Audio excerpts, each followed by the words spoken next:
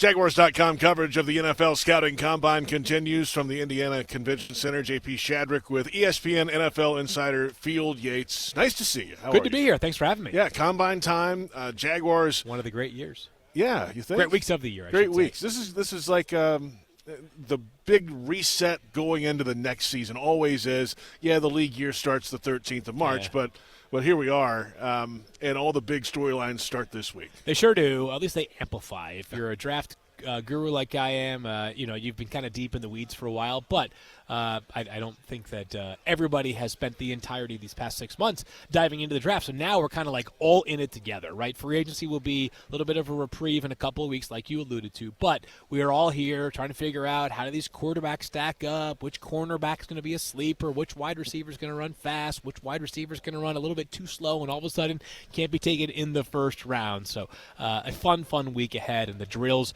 are starting from when you and I are having this conversation in about 35 minutes. So the games begin, so to speak. Coming in quickly here. Big picture look at the Jaguars here. 9-8 record. Yeah. A little different 9-8 feeling than the year before. No doubt. With the playoffs. That's how it happens. Change happens when you collapse like the Jaguars did. What's your assessment of where they are and how far away are they from getting back to that top of the division role? Oh, they're right there. I mean, they could win this division no problem this upcoming season. I mean, there is a lot of promise in the AFC South all of a sudden, right? You have two quarterbacks drafted last year in the first round and the second round, or third, and I should say in the second round. And all three of those teams, Houston, Indianapolis, and Tennessee, feel pretty good about what their direction is overall at the quarterback spot. That being said, I mean, Jacksonville easily could have won the division this past year. So there's no reason to think that they can't be right back in the mix. I just think that what we learned from this past year is that, or what we will learn, I should say, from this past year is what kind of fuel to the fires that add, right? You would have thought coming off of 2 years ago with the 28-point comeback against the Chargers in the playoffs, followed by nearly taking the Chiefs out at Arrowhead, which is an incredible challenge and something they almost accomplished. You would have thought, all right, it's time for liftoff. And this past season was kind of like a stuck-in-the-mud year in some ways, offensively at least, where you felt like the expectations deserved to be incredibly high. So we'll learn a lot about this Jaguars team this upcoming season that I think obviously is going to look a little bit different. But unlike prior years, this is not going to be the year where I expect them to spend a ton of time in the free agency sandbox. This might be much more of a retention offseason and addressing key needs in the draft. Yeah, I mean, that's what both Trent Baalke and Doug Peterson talked about at the podium the other day was, we really want all these pending free agents back. And, then you can continue to grow as an offense, certainly on that side of the ball. A lot of change on defense, though. New coordinator. Yep. Big fan of Ryan Nielsen. Yeah, why so? Manufactures pressure, which the Jaguars obviously with Josh Allen and Trayvon Walker's breakout year last year with 10 sacks. They have better natural rushers than the Falcons did. The Falcons they had a tie at the top of their sack leaderboard. Bud Dupree and Calais Campbell with 6.5 each, right? And yet they were a team that even if the sack numbers were okay and some of the pass rush win rate numbers were just actually not even okay, they were bad. They made quarterbacks uncomfortable. Just a generally sort of I would say an aggressive, at times stifling defense. So that Ryan, who, by the way, has a defensive line background, is going to get the best out of the guys that they have up front. I'm not Adam Schefter, but I would imagine that Josh Allen is back, at least on the franchise tag. Doug and Trent have both said that, or at least indicated as much. So I think that Josh is there. Trayvon, who needs yet another big leap. That's the reality, being the number one overall pick in the draft, as we expect greatness from that player. And we saw a huge jump this past year. My first time meeting Trayvon in person was actually I guess I saw him at the Combine a couple of years ago, but I saw him at the Super Bowl. I tell you what, the size of that young man, he is. That's a house. He's got everything you want. I mean, he's totally, got the length. He's broad up top. Yeah. I mean, he's got speed. He's got football IQ. He's got everything he's getting you there. want. He's coming on.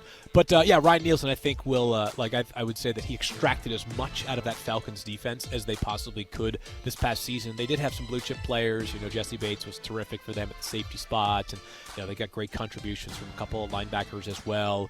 But this will be an interesting year this upcoming season for the Jaguars. There are a lot of pieces in place on defense, but they got to nail a couple of picks. I think a lot of people will be talking about cornerback depth in this year's draft on defense, and then just kind of continuing to round out some of the front seven pieces as well. I don't think they're super far away in the front seven. I just think a little bit of rounding some things out here. Field Yates with us, ESPN.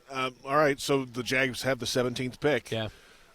Is that an area? There's always a question each year. Does the blue chip first round talent, how deep in the first round can you get that type of player? Is 17 in that window this year? I think it might be a little lower than that. I think it might be more like 10 or 11 guys that I would say I would call like sort of like nothing could change my mind on them first round picks. But there's going to be some really darn good players available, excuse me, at number 17.